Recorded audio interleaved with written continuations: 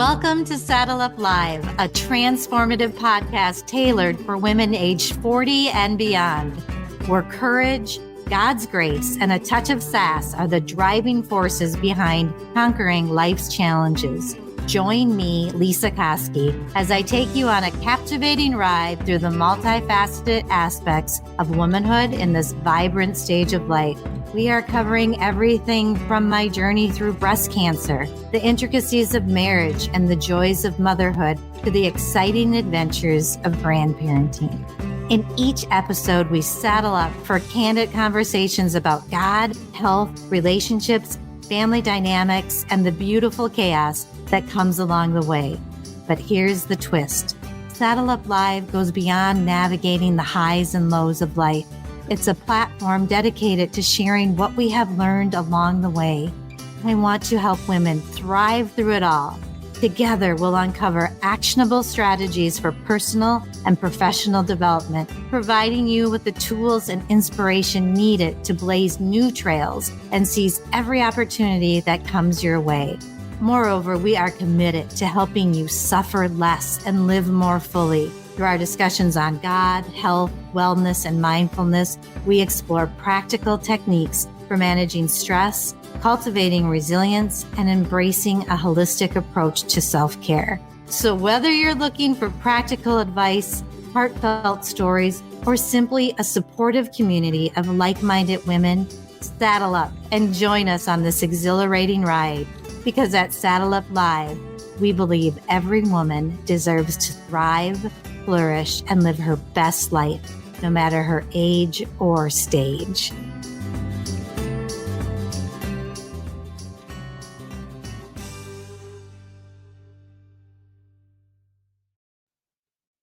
Welcome, listeners, to our second podcast episode with Coach Tracy on learning how to be happier.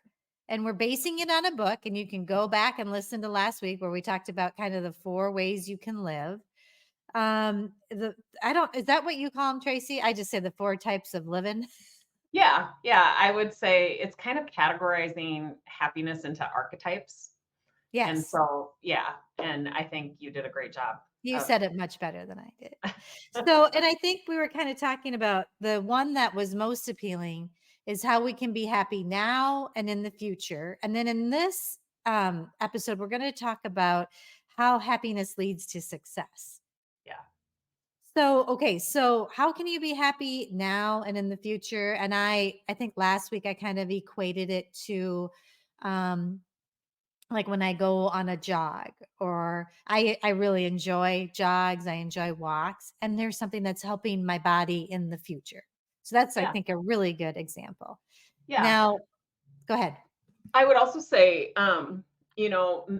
it's really what you make things mean. So a lot of times if somebody realizes that they're frustrated or they're overwhelmed, and then they make that mean something about their morality, when in reality, like, we're meant to experience all emotions. So if you can have an expectation of unwanted emotions coming and going, and that life is 50-50, you will find yourself in a much happier state. But if you believe you should always be happy, right there from the jump, you're setting yourself up for disappointment, right? Yes. Because that's just not reality. We have all sorts of circumstances, all sorts of curveballs being thrown at us. And if we have an expectation that they're coming and we are equipped to handle circumstances, it's all about managing the way we think about them. And we have a belief that they're coming and I know how to handle it. Now we can navigate through even the most unwanted emotions.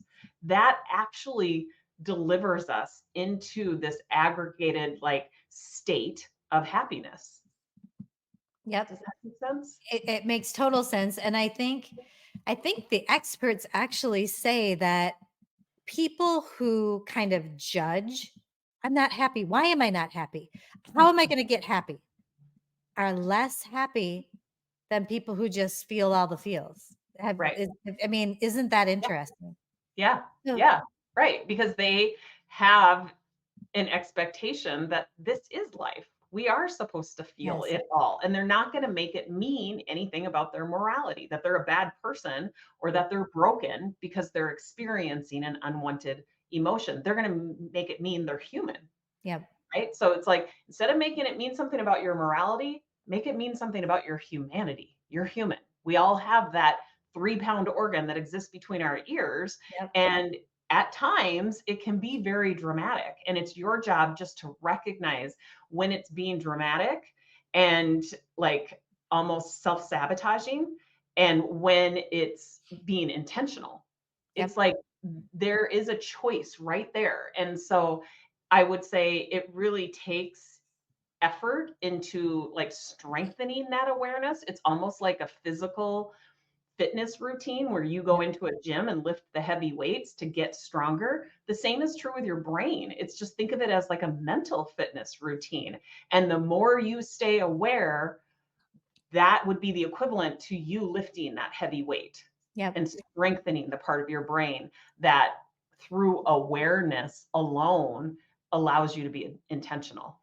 Well, and it's so interesting, Tracy, because the person that I am, it kind of takes the pressure off. It's like, well, I don't have to like make myself be happy, Right. because I was thinking that my whole life has been, how am I going to be happy? And I don't know if that's normal, but when I heard that, it gave me empathy to myself, Yeah. and it made it easier. Like, oh my gosh, I'm actually shooting myself in the foot by judging myself that Right. I'm not happy. Right. That's not helping anything. Right. Yeah. That realization can be so freeing. It can be so liberating. It's like when you normalize unwanted feelings, any feeling other than happiness, when you normalize that, you you feel free. Yeah. Those people who think that there's something wrong because they're not happy every moment, happiness is actually like an aggregated state. It like I said, it is like the long-term meaning or the long-term purpose. Like, do you have purpose in your life? Yeah. And the incremental, like moment by moment gratification. It's Mhm. both. And so you almost like can discover or deduct that you're happy by looking backwards and almost like adding up. Like, do I have the meaning?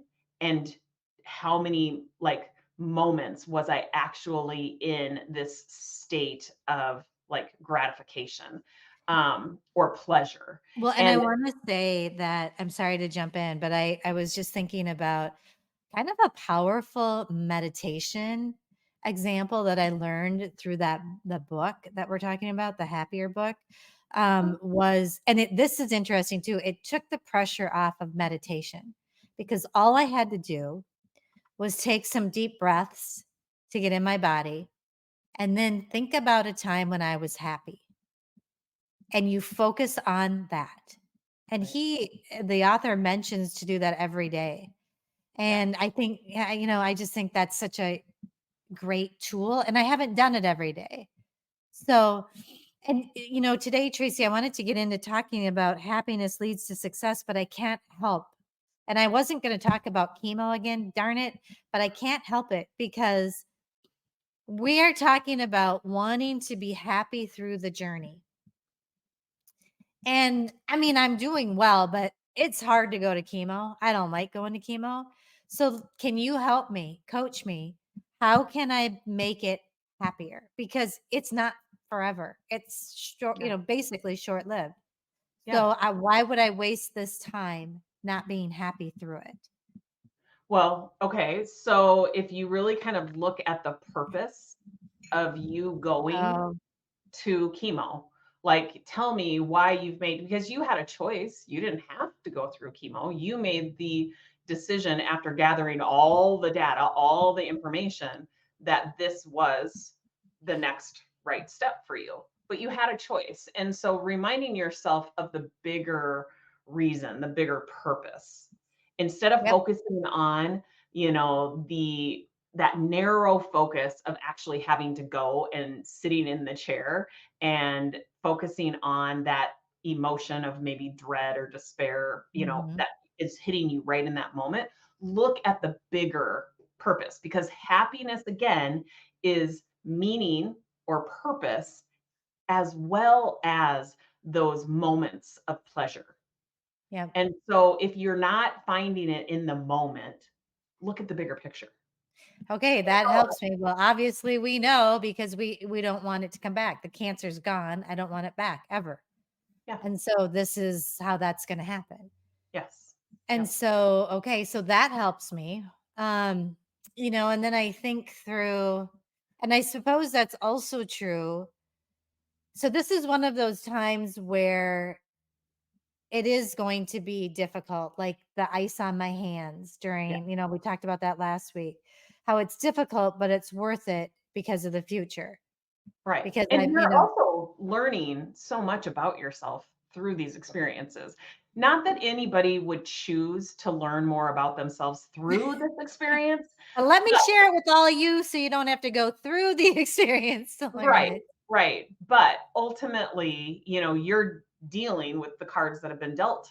And you can look at this experience and recognize how much you've learned about yourself through it. Trace, and it's so interesting as you're saying that. I am learning so much because I talked to my husband about the different experience I had and the different times I went. So I've gone 3 times now.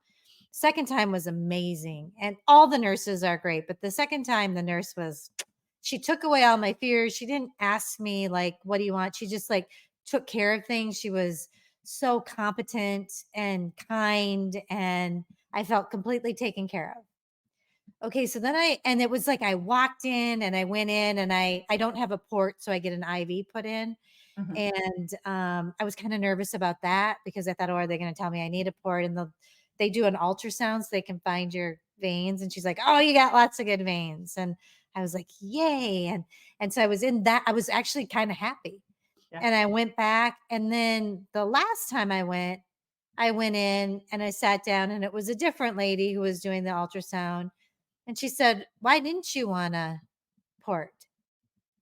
And so that made me it kinda took me aback. She said, "Oh, my brother had cancer and he wanted to get a port right away." And then the other lady said, "Well, she's here just for a definite time period and she has the chemo that you can." So, and I didn't want a port. I mean, if you have to have one, you have to. But so that kinda brought me down a little because it's like, why are they asking that? Is she, Mhm. and so then I went in. It's just a beautiful nurse, but she was more asking me, well, now this week we take away you didn't have an allergic reaction the first 2, so we're taking away the Benadryl. We're gonna take away the steroids. And I was afraid because I thought they were what was making me feel good because I had done so well. And she was very kind, but more wishy-washy and more, well, it's your choice. I'm like, I can't freaking make this choice. What the hell? I'm not a chemo ex. I can't make that choice. I'm just sitting there like a deer in headlights. And then, how have your symptoms been? I'm like, well, I don't have it. I didn't really have I had a little heartburn the first week and not really much. And then she said, well, they could kind of pop up, you just don't really know. And someone before this had told me, just like the nurse practitioner today reassured me, nothing's going to pop out of the blue other than what you're experiencing. She didn't say that. Right. And it made my experience gross. I sat and my husband looked at me. He's like, why do you have that look on your face? And I'm like, I kind of felt like I could cry as I sat there. It was awful. It was an awful experience. Mhm. And looking at that, isn't that interesting? Same exact experience. It was their effect on me that made the difference. Right. And so you can look at those two very similar circumstances of going and getting chemo and having different nurses, and you appreciate one who was very like convicted, very like confident in the Mhm. way she was going to, her bedside manner, and you appreciate her more than ever after having Yes. one that has a much different approach. Mhm. And so you can also take away from that you're still here to tell the story. You again learned something about yourself. You really like being treated by the people who are very convicted and like almost just, rigid in the way they do stuff. Where other people might come in and they like to have more options. They might like to know Yeah. all of the, you Yes. know, details. And you're just not one of those people. Right. You want And to come in and be treated by somebody who does it the same way every time. And so you now know that about yourself. right. And I think now I can be ready when I go in to Mhm. get my IV. I can just be knowing that I know why I'm doing this. It's a Yes. set period of time. It's okay to do it with this chemo. My oncologist said that it was, and I Right. didn't want a port. I don't Right. want a surgery that put a port in me if I don't have to. Yep. And I don't mind the IVs. And I have good veins. So doesn't So that feel really good to have that kind of yes, decision and I think made? what can be really hard is you feel like, they're in their little doctor type things, and it's hard not to assume that they must know better than you, but they don't, because I prayed about the port and I felt like God said you don't need a port. Mhm. So I feel very comfortable with my doctor and with that. I mean, Mhm. who's gonna God knows more than the person than the doctor even. Yep. So I think if I can keep that in mind Mhm. when I go sit in that chair, I think it's going to be even better the Right. next time, even if I get someone who's questioning it. And she wasn't mean about it. She wasn't like saying, "Oh, you're such a doofus for doing it." She was nice, but it's just very different Right. people, and It's a they're style. all good. Yeah, it's a Both style. nurses were fantastic. Yep. Yeah. Yeah, They it is. each have their own style, and now you know that this is all kind of part of the process of being, experiencing these different styles. And the result of all of this is now like you've had both experiences, and now you've come up with, this is why I don't have a port. This is the way I like to be treated and the way I like to go about my chemo sessions. And Right, so it's like you've been able to come out the other side with some strong decisions. But it would make perfect sense that early on, you aren't supposed to know. You mhm, haven't been through the process. And right, so you are a deer in the headlights. And, mhm, thankfully, you had the one woman who was like kind of very, she was a leader through the whole thing yes, at the beginning when you were the deer in the headlights. yeah, And now you had the second style, and that thankfully followed, the first yeah, woman, and it gave you the contrast yep. that is really important to have. It And is so so important. it's such a gift. And so if we really challenge ourselves to look at that, to look at the results that we are getting from this experience, and really challenge ourselves to ask, like, what is the gift and the opportunity in this? You will find yourself being in a state of happiness, even in a chemo session. Right. Right. Okay. Well, I'll get back to you on that one. And now I'm going to stop us because we ran over in the last one. So we didn't talk, listeners, about, we talked about being happy now and in the future. And next week, we're going to talk about how happiness leads to success. And I'm excited to talk about that. And we're probably going to jump off the chemo bandwagon. Finally, I know, guys, but it's all going well. So, Tracy, thank you. And if listeners, you need coaching, or you want that planner that we talk about, go to Self Made You. You can get her planner on Amazon, right, Yep. Tracy? Or Uh-huh. just go to her, go to Tracy and connect. She's got a great coaching program. Or if you want to become a coach, find her. She's amazing. Thanks, Tracy. You're welcome.